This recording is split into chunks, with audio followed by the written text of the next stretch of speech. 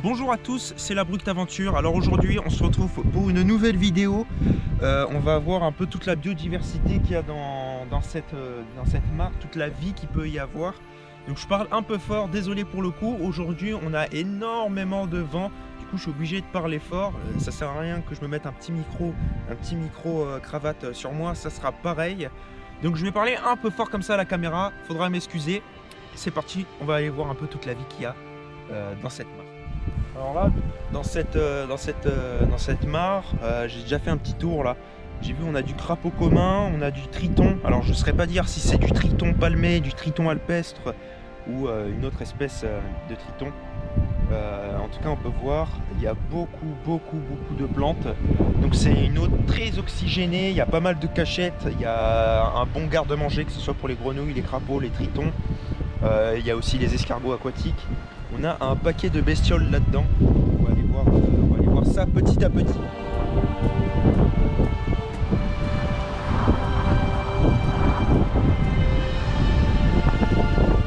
Bien évidemment, je suis muni d'une épuisette. C'est juste pour surélever. Par exemple, si un crapaud, le surélever, pour pouvoir vous le montrer de plus proche, peut-être vous faire un grand zoom. Peut-être que j'en aurai pas l'utilité. Mais j'ai prévu la petite épuisette juste pour pouvoir vous documenter sur tout ça et qu'on se fasse une petite vidéo sympa de découverte. Je vais mettre la caméra dans le boîtier, même si elle est déjà étanche sans le boîtier pour la protéger. On a un escargot aquatique, on a un gastéropode assez balèze. Apparemment il peut atteindre jusqu'aux 5 cm quand même, donc il est assez costaud. Je vais vous balancer tout de suite là-dedans, on y va.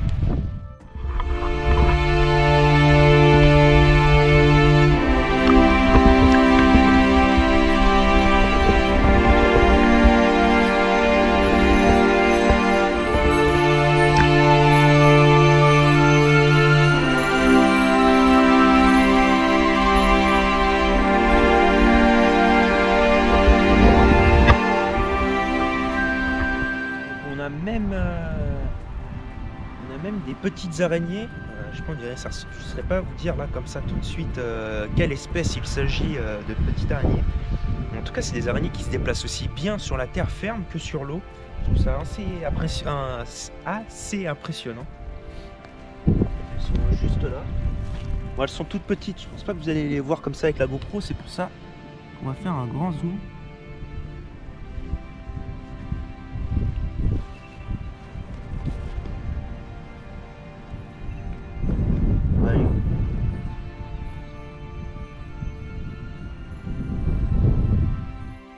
Donc là, ce qui est vraiment intéressant, c'est que on est au début de mois de mars, donc la période de printemps va s'enchaîner.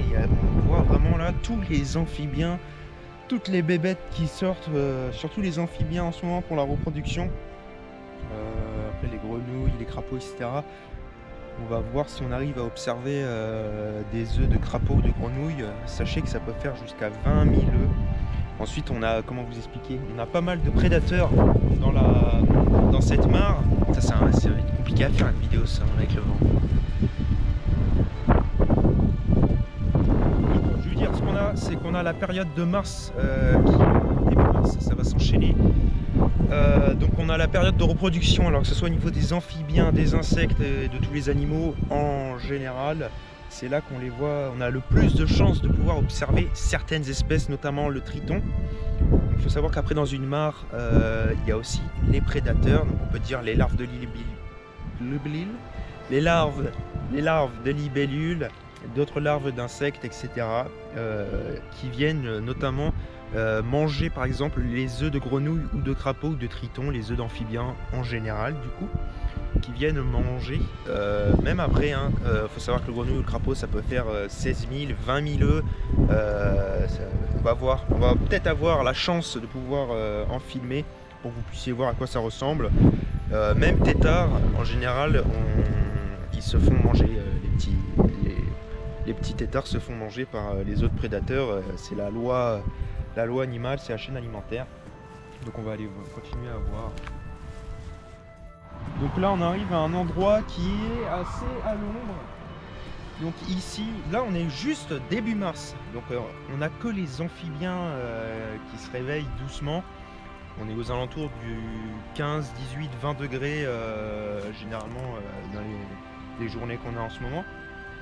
Là dans les arbres qu'il y a ici actuellement autour de nous, on retrouve de tout ici. On a la rainette méridionale, le crapaud commun, on a de la grenouille, on a du triton du coup, multiples espèces d'escargots, les larves d'insectes, tout ce domaine aquatique. Et c'est dans ces arbres-là, j'ai déjà fait un documentaire dessus sur ma chaîne YouTube. On retrouve la rainette méridionale, mais alors à plus savoir où les compter. Elles sont dans les branches, elles sont toujours dans les arbres et un petit peu de temps en temps dans l'eau. Et en fait, il faut savoir aussi que là, du coup, je me suis demandé, mais où peut vivre tout ce monde-là en hiver? Et alors en fait, c'est pas compliqué. Là, dans cette direction-là, on a un petit bois de ronciers, de garrigues, etc. Et dans ce bois-là, en fait, on a un mur en pierre au milieu des bois. Et en fait, c'est là que, quand le froid arrive, tous les amphibiens et toute la faune qui vit ici vient se terrer dans les murs en pierre là-bas. Je vous montrerai peut-être, il y a les murs en pierre. C'est là-bas qu'on retrouvera le triton peut-être, les crapauds, les grenouilles, les rainettes qui passent tout l'hiver. Et arrivés au beau jour, hop, ils ont juste à faire quelques mètres et ils sont arrivés à leur point d'eau. Alors là, qu'est-ce qu'on a? On va avancer.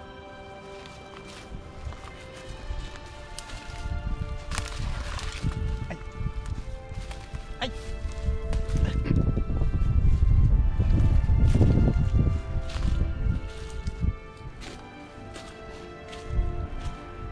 Donc là on est sur une vidéo un peu, c'est une vidéo vlog et en même temps j'avais envie de partager ce petit moment avec vous, hein. Il y en aura sûrement d'autres des vidéos comme ça, juste partager quelques connaissances et ce que je peux observer en ce début mars. On en refera une sans le vent, parce que le vent c'est chiant. Alors là, ici, qu'est-ce qu'on peut observer? Ah bah là on a un crapaud. On a un crapaud qui est juste... là vous le verrez pas comme ça. Ah et bah il part pour se reproduire celui-là. Là on a deux crapauds. Crapaud commun. Vous le reconnaîtrez. Et ben là il sort la tête de ce drôle. On va essayer de faire une petite photo s'il veut bien.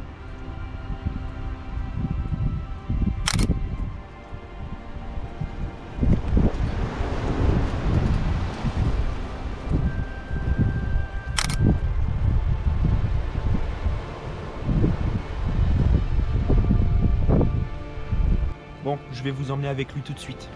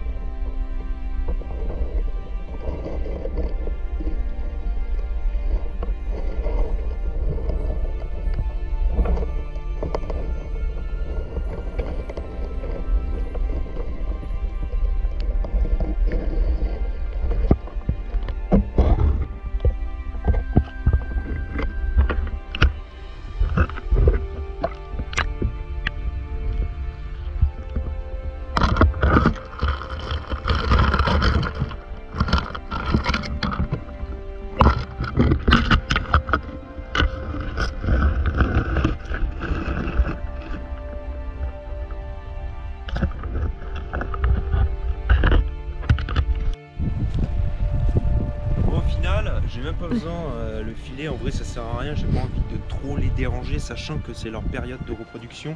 Mais par contre il a été très curieux au niveau du boîtier, il est venu jusqu'à nous, il est même sorti de l'eau pour nous. Donc c'est plutôt sympa, j'espère que vous avez apprécié ces belles images ainsi que ces photos. Et là on peut les compter, hein. J'en ai compté déjà 6 là, on était à l'instant où je vous ai montré la vidéo aquatique là. À partir de cette partie là, sous les arbres, ils sont trop nombreux, j'arrive plus à compter. On va essayer de voir si on trouve pas une grenouille ou une autre bestiole, on va voir.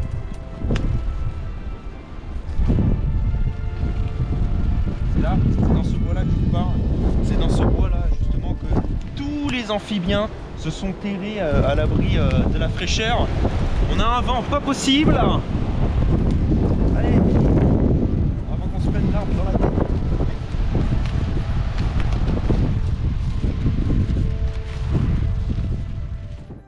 Des herbiers qui sont hors de l'eau. Il y a une traînée. Là, en fait, si vous voulez, les amphibiens, les grenouilles, les crapauds, ils trouvent des petits herbiers et ils viennent pondre leurs œufs, on va dire, entre toutes ces racines, toutes ces pousses. Comme ça, les œufs ne bougent pas. Donc là, on en a une grande traînée. Je vais vous les montrer pareil à la vidéo aquatique. Alors, je tiens à préciser, et sachez-le, c'est très important. Tous les amphibiens d'Europe, enfin de France notamment, tous les amphibiens sont protégés. Il est bien évidemment interdit normalement de les manipuler, ainsi de les capturer, ça paraît logique.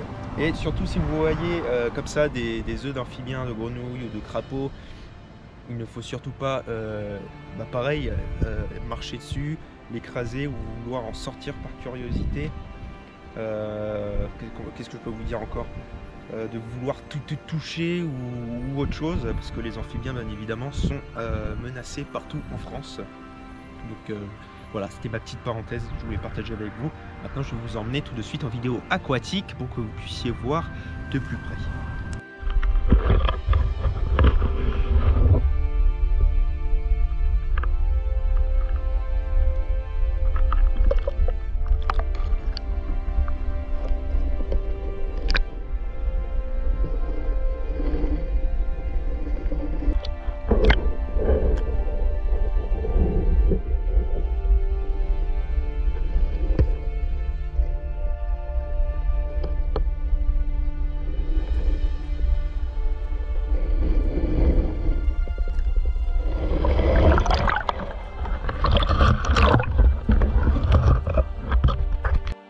Voilà, vous aurez pu voir à quoi ça ressemble des œufs. Donc bien évidemment je referai une vidéo arrivée au beau jour, quand il fera un peu plus chaud et que là on aura vraiment l'occasion de voir que dans cette mare, sachez que ça se compte à la centaine le nombre de grenouilles et de crapauds qu'il y a, ainsi que les tritons. Là il est encore un peu trop tôt pour pouvoir un peu observer tout ce que je vous dis. Bon, remarque qu'on est début mars, on a quand même eu la chance de pouvoir voir pas mal de choses.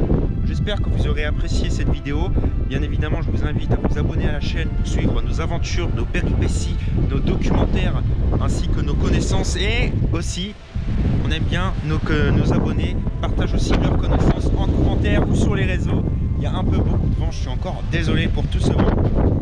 Je vous ferai une vidéo, on va dire,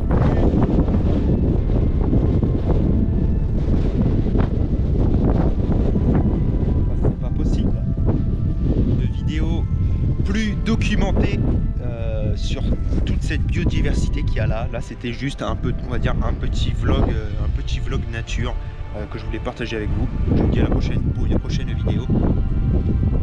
Ciao.